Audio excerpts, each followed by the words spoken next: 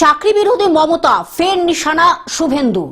চাকরি বিরোধী মমতা ফের নিশানা শুভেন্দু অধিকারী। মুখ্যমন্ত্রী মমতা বন্দ্যোপাধ্যায়কে চাকরি বিরোধী বলে ঘোষণা করলেন বিরোধী দলনেতা শুভেন্দু অধিকারী।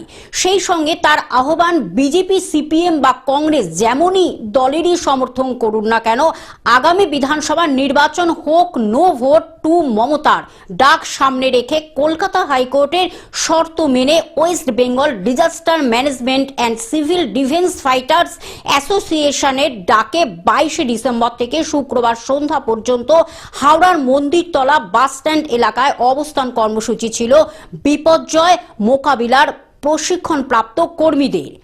মাসে 30 দিন কাজ, 60 বছর পর্যন্ত চাকরির নিরাপত্তা সহ বিভিন্ন দাবিতে এই অবস্থান হয়েছে। সেখানে এদিন যোগ দিয়ে বিরোধী নেতা বলেছেন, এনডিআরএফ না আসা পর্যন্ত কলকাতার বৃষ্টিতে বা উত্তরবঙ্গের বিপর্যয় উদ্ধার কাজ শুরু হয় না। অথচ আমাদের রাজ্যের এই কর্মীদের কাজের সুযোগ না দিয়ে বুড়ো আঙ্গুল দেখাচ্ছে সরকার।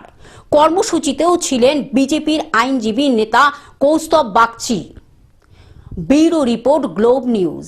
এখন থেকে গ্লোব টিভি দেখুন আপনার স্মার্টফোনেও। গুগল প্লে স্টোর অথবা অ্যাপল স্টোর থেকে ডাউনলোড করুন গ্লোব টিভি লাইভ অ্যাপ। এছাড়া জিও টিভি অ্যাপ থেকে দেখুন গ্লোব টিভি লাইভ।